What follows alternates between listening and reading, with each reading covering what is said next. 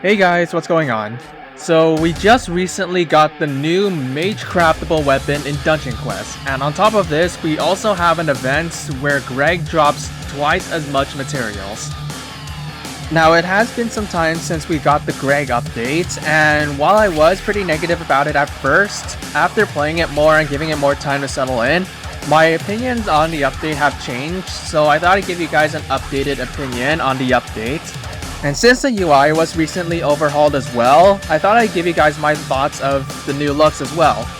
Now I would like to point out, a few weeks ago Voldex posted public testing for the quest feature, and I was one of the few who did get the quest early, but until it fully comes out I won't be talking about quests yet, but I will say it's looking pretty good so far, so stay tuned for that video. Now if you guys like this type of content, please drop a like and subscribe to my channel for future Animal Crossing or Dungeon Quest content.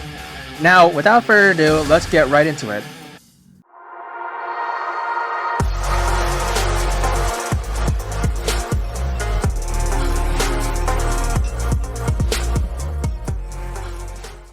So the way to get this mage weapon is exactly the same as the Champion's Destiny.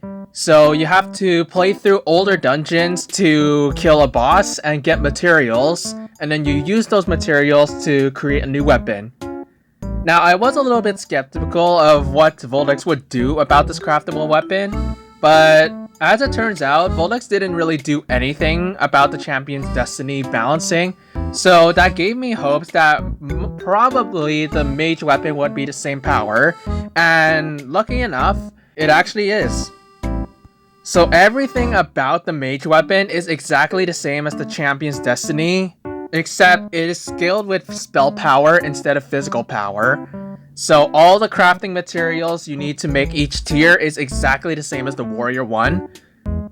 In my opinion, the mage weapon actually looks better than the Champion's Destiny because I kind of like mage weapons, and also the mage weapon is a lot bigger than any other mage weapon in the game. It's way bigger than the Gungnir, it's way bigger than the Leviathan, and it's even bigger than the Daybreak and the Gildan Song.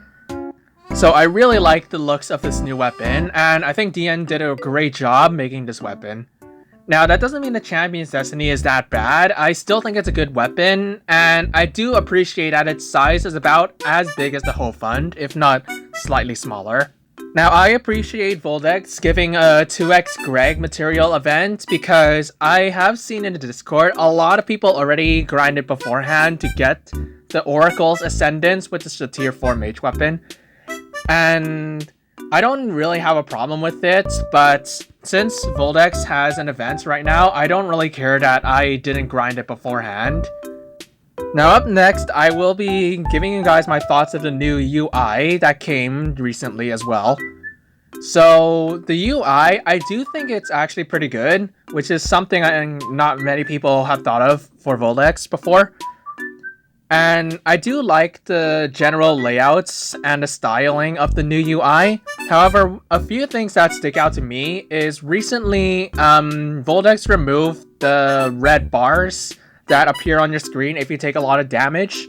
That did help me a lot, especially when the damage text on top of players were broken.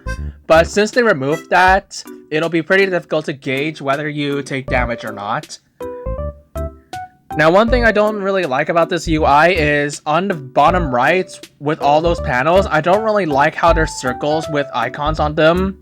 I kind of would have preferred if it had VCafe style where it's just a button with a text on it. I think that would be a little bit more simple, and it's harder to miss to overshoot when you need to quickly swap a spell or something. I think that would have been better for that scenario. Now one thing that really bothers me is the show stats when you go into dungeons. You guys probably know you had a show players in the top right, and that would show all the players in the game, how much damage they've done, how much damage they've taken, and how much healing they've done. That has been moved from the top right to the bottom right, and this can affect gameplay a little bit because sometimes it can blindside you.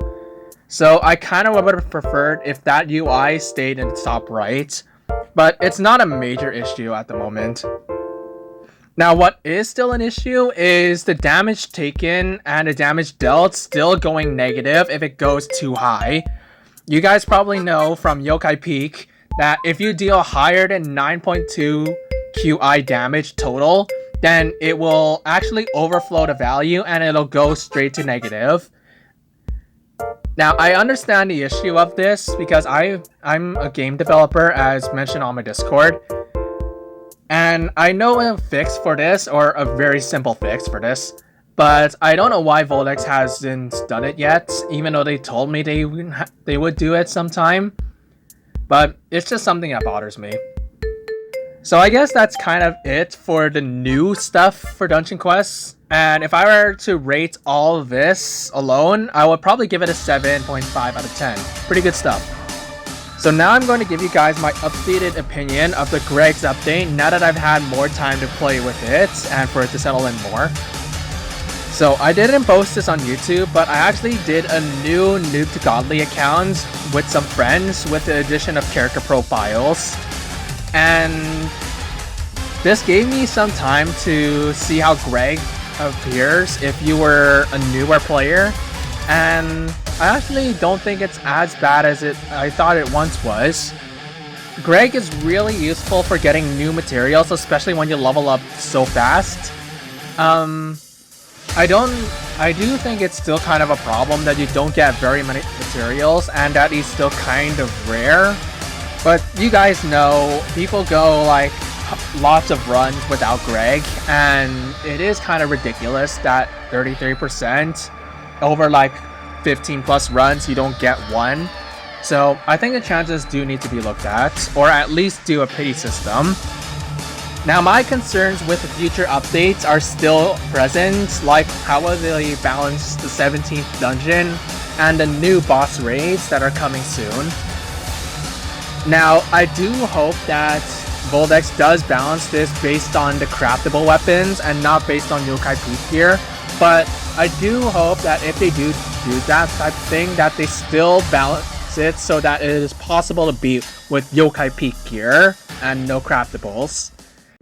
Anyways, now that we know that Gregg is a permanent thing and not just an event, this actually makes it more fair for balancing the 17th dungeon, because that means theoretically, if everyone had the time and maybe the luck to get Gregg and get the new weapons, it could probably be more fair with balancing the 17th dungeon. However, my concerns with the 17th dungeon's balancing is still present.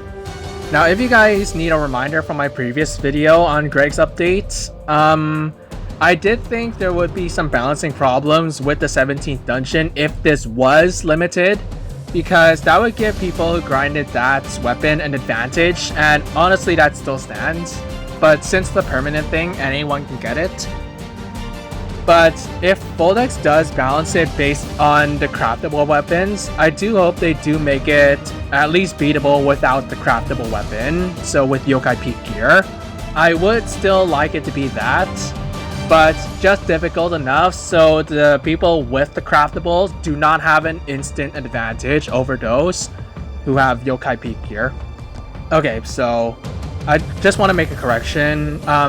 The people with craftables will already have an instant advantage, but by that I mean like not able to cheese the dungeon with damage, just like how people with Gilded and Scale sets can cheese Yokai Peak so easily.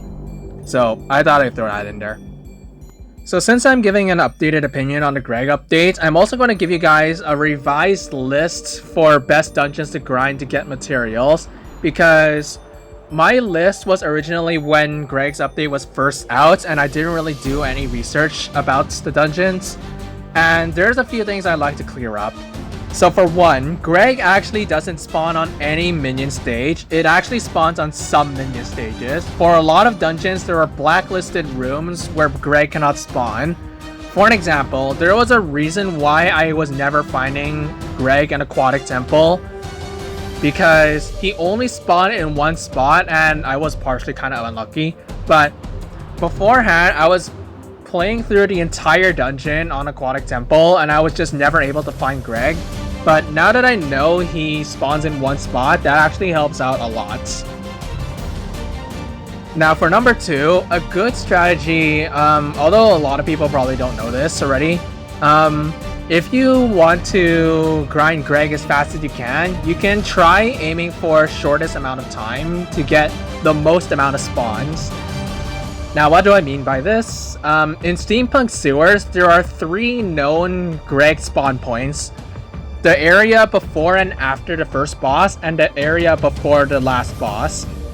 However, with Yokai Peak spells, you can actually get 2 out of the 3 Gregg possible spawns in under 20 seconds. So if you use Rift Beam and Enchanted or Enhanced Inner Focus, then you can get 2 out of the 3 spawns in 20 seconds and just reset if you don't get him. Now this does take a lot of work, but it overall is actually quite a bit faster than if you're going through the entirety of Steampunk Sewers, and it's actually even faster than Desert Temple. However, you do need more luck on your side because I believe the approximate chance for Gregg to spawn in that scenario is 2 out of 9, which is about 22.2% chance to find Gregg instead of a 33.3% chance. So you do need a little more RNG if you do this for some dungeons, but that's just a strategy you could use. So here is my new updated list for the best dungeons to get materials on. For Warforged Metal, you will still want to grind Desert Temple and Steampunk Sewers. These are still the shortest dungeons out of the other 2 dungeons you could get Warforged Metal on. For the Obsidian Chunk, you can still grind Winter Outpost and Orbital Outpost for this material. However, if you want to go a little bit faster, you can go Orbital Outpost because you can beat this dungeon in under a minute. And Winter Outpost, while you can beat it under a minute, Orbital is still slightly faster at the maximum efficiency. For the gold bars, you will still want to grind the Canals or Gilded Skies. However, if you're not good at grinding Gilded Skies, you can grind Volcanic Chambers instead. In Volcanic Chambers, there is only one spot Gregg can spawn in, and that is the area, or the second area after the second boss. So once you pass that point, then just reset and then keep doing the run over and over again. It is also pretty easy to speedrun Volcanic Chambers, although you usually take at least a minute to speedrun a Gregg spawn. It is still pretty easy to speedrun. Now for the Astral Amethyst, the only dungeon you will want to grind is Aquatic Temple. The only stage Gregg can spawn in Aquatic Temple is the stage just after the first boss. Once you pass that stage, if you don't get Gregg, just reset and try again. This is the best spot to get Astral Amethyst by a long shot.